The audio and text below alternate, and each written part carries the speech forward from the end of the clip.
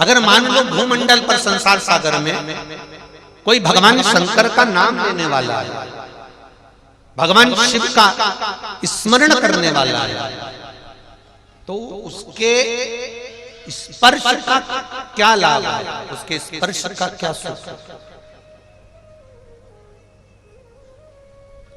ब्रह्मा जी ने कहा एक बार काशी में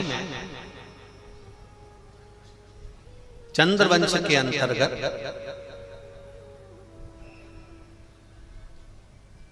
एक बड़े वीर राजा हुए जिनका नाम था दशहर, जिनका नाम दशहर था, और जिनका विवाह एक बड़ी सुंदर कन्या के साथ में, जिसका नाम था कलावती के साथ हुआ। दशहर जो राजा थे वो बड़े दानी थे, पुण्यात्मा थे, भजनी थे, कीर्तनी थे, स्मरण करने वाले थे। जरा देखिए आशुतोष भगवान का चरित्र।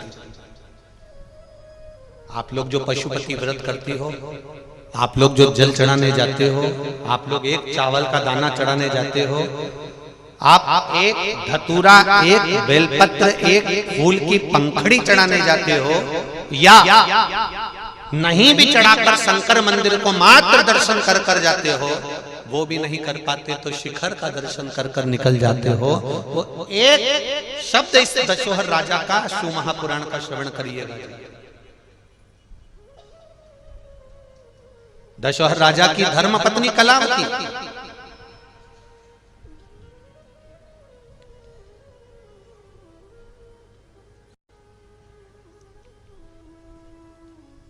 जो राजघराने में रहती है, राजपाट में रहती है, पर अपनी भक्ति को कभी नहीं छोड़ती।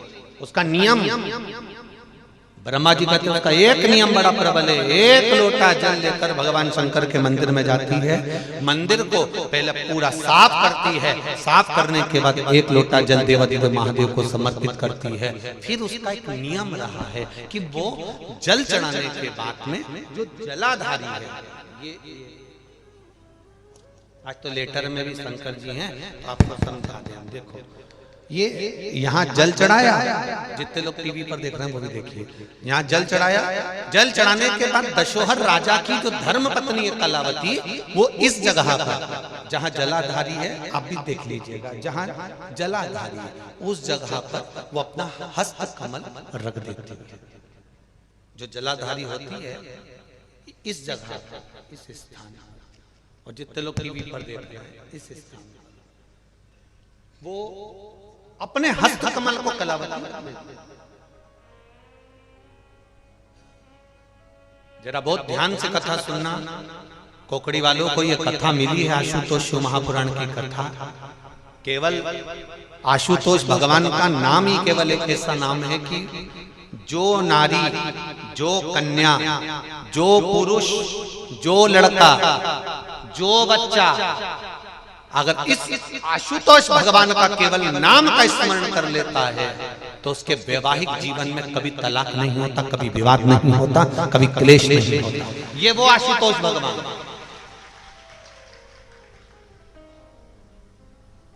और अपने को मौका मिला इसको समझने के लिए। दशहर राजा की धर्मपत्नी कलावती शिव जी को जल चढ़ाकर जलाधारी पर अपना हस्त कमल रख लेती है, और हस्त कमल रखकर बाबा देवाधिदेव महादेव का पंचाक्षर मंत्र का जाप करती है। नमः शिवाय, नमः शिवाय, ओम नमः शिवाय, नमः शिवाय, नमः शिवाय। हाथ रखा, जाप।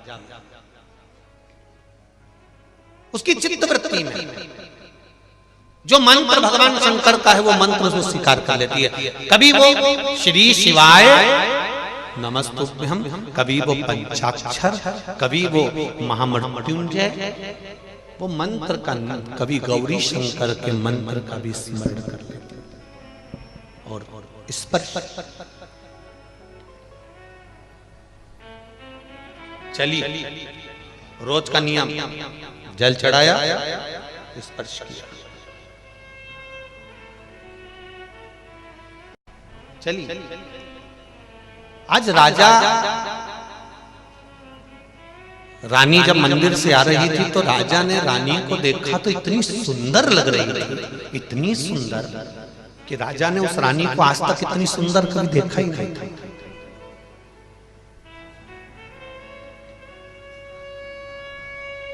राजा ने कभी रानी को इतना सुंदर देखा ही नहीं था। ब्रह्मा जी स्वयं देवर्षि नारद से कह रहे हैं कि सुनो नारद, जब वो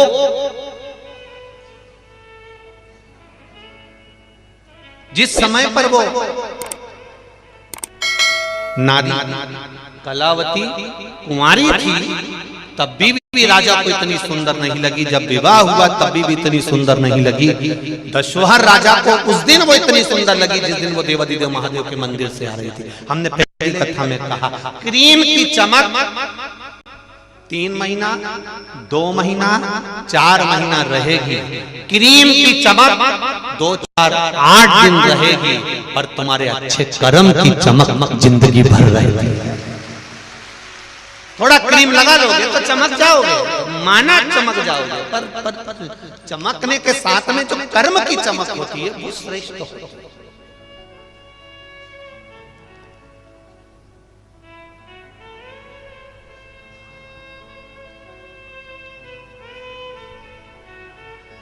अच्छे कर्म की चमक जीवन पर्याप्त रहे, वो कभी समाप्त नहीं हो सकती।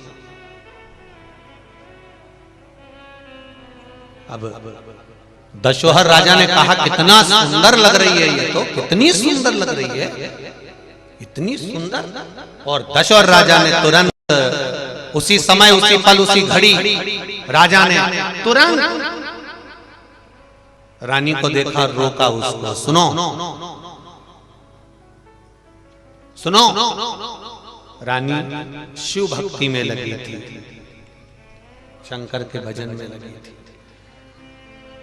श्री शिवाय नमस्तुभ्यं, श्री शिवाय नमस्तुभ्यं। उसे कोई मतलब नहीं था रानी को, बस वो बाजा। कलावती भगवान के भजन में इतनी रम गई, इतनी रम गई, राजा ने उसको आवाज लगाई, उसने सुना नहीं। हाथ में जल का पात्र था, पूजा की थाली थी, कर चली जा रही है। राजा उसके पीछे पीछे चला, कक्ष में पहुंच गया। रानी ने थाली रखी, लोटा रखा, और राजा ने रानी का स्पर्श कर, जब वो सुंदर लग रही थी तब राजा ने रानी का हाथ पकड़ा। जैसे ही रानी का हाथ पकड़ा, हाथ पकड़ते से राजा के स्पर्श मात्र करने से रानी ने कह दिया, सुनो स्वामी, मैं मंदिर से आ रही हूं, आज मेरा व्रत है, मैं शिव की आराधना में लगी हुई हूं। मैंने नियम लिया है, मैं 7 दिवस तक भगवान शंकर की भक्ति को धारण करूंगी, शिव नाम का उच्चारण करूंगी, शिव मंदिर में जाकर जल अभिषेक करूंगी, शंकर को रिझाऊंगी, आप मेरा स्पर्श मत करो। राजा ने नहीं माना और राजा ने स्पर्श कर लिया। स्पर्श करते से ही राजा का पूरा शरीर, हाथ, संपूर्ण शरीर राजा का तपने लगा, जलने लगा, शरीर में ऐसे घाव से उत्पन्न होने लगे। दशोहर राजा का शरीर पूर्ण तरह से जलने, शरीर जल रहा।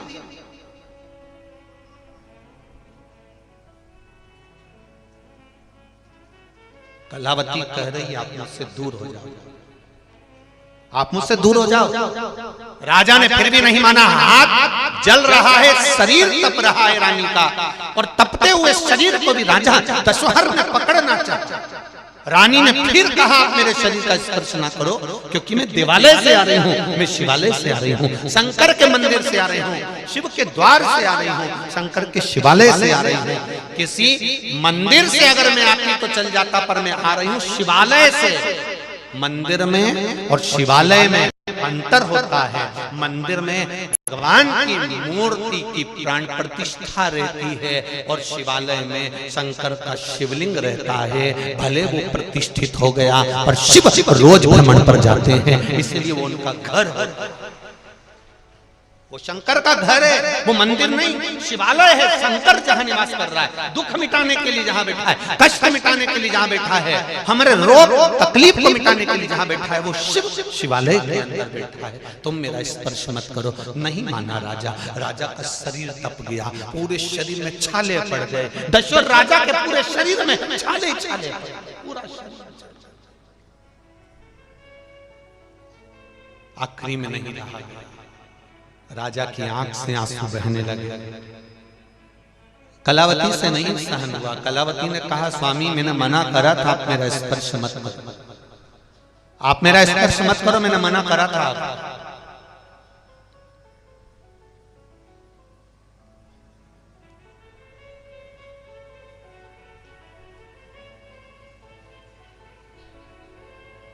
दो समय ऐसा होता है जिस समय पर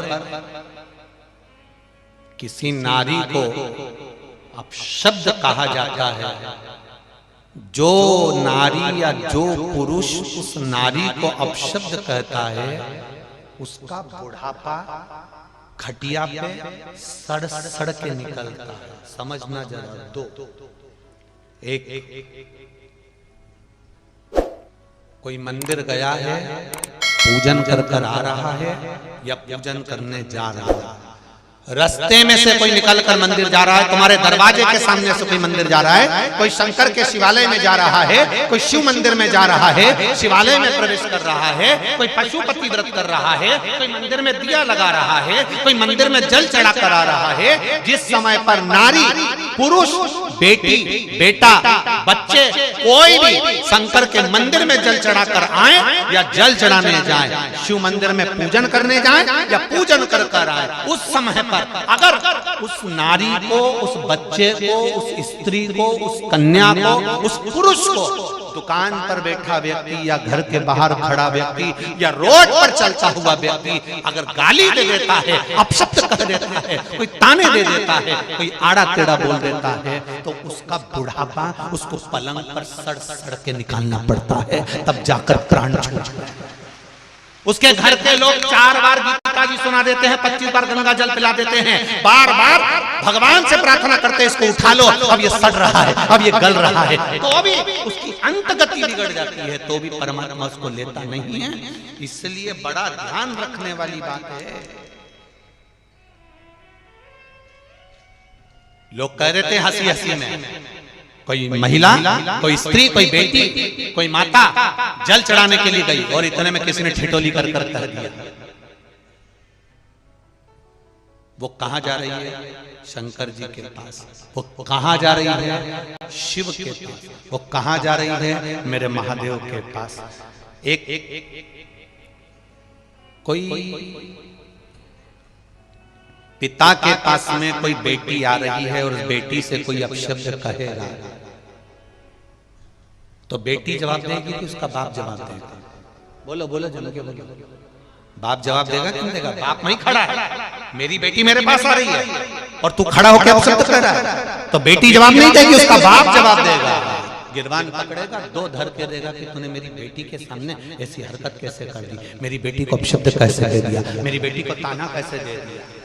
जब कोई शंकर के मंदिर जाता है, शिवालय जाता है, शिव जी कहते हैं मैं उसका बाप हूं, मैं उसका पिता हूं, मेरे पास आने वाला, मेरे दरवाजे से जाने वाला, उस पर मेरी दृष्टि होती है। जो गलत बोल देता है, शिव कहते हैं। अभी अभी मालेगांव की कथा में कहा था, एक गर्भवती नारी के लिए, एक रजो धर्म वाली नारी के लिए। बोला था कि किस किस ने सुना था? जरा हाथ उठाओ। बोला था ना? हाँ, सबने सुना। रजो धर्म वाली नारी और गर्भवती नारी के लिए वहां बताया। आज जो कथा आशुतोष महापुराण की चल रही, उसका स्मरण करिएगा।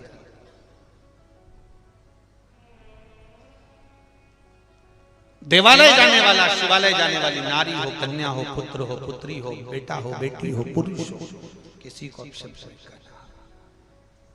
भोगना पड़ता है, शरीर को भोगना।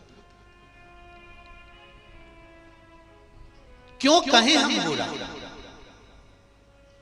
हम बुरा कैसे कहते हैं? हम किसी को बुरा कहने के लिए हमारा जन्म नहीं हुआ है। कलावती ने कहा, एक नारी जो मंदिर जा रही है या मंदिर से आ रही है, शिव जी को जल चढ़ाया, उसका स्पर्श हुआ, स्पर्श होने का जो शरीर में बल आया है, स्पर्श हुआ, वो में 20 घंटे रहता। राम जी के मंदिर जाओगे, राम जी का स्पर्श नहीं कर पाओगे। बमलेश्वरी माता के मंदिर जाओगे, माता बमलेश्वरी का स्पर्श कर पाओगे क्या? जम के बोलो जरा। नहीं। कृष्ण भगवान के मंदिर जाओगे, उनका स्पर्श नहीं कर पाओगे। पर केवल एक देव अधिदेव महादेव ऐसे हैं जिनके पास जाओगे तो बेलपत्री चढ़ाओगे तो स्पर्श तो हो ही जाएगा, पानी चढ़ाओगे तो स्पर्श तो हो ही जाएगा, उसके द्वार पर पहुंचे हो तो उसका स्पर्श हो रहा। केवल एक देव अधिदेव महादेव। तो जब भगवान शंकर को जल चढ़ाया जाता है, जब भगवान शंकर को बेलपत्र चढ़ाई जाती है, जब भगवान शंकर को एक चावल का दाना चढ़ाया जाता है, जब भगवान शंकर का कोई व्रत करा जाता है तो उसका स्पर्श हो जाता है। स्पर्श हो गया मतलब 24 घंटे शंकर भगवान के शरीर का जो बल है, शिव जी के तप का जो बल है, वो 24 घंटे तुम्हारे शरीर में आ जाता है। शरीर के अंदर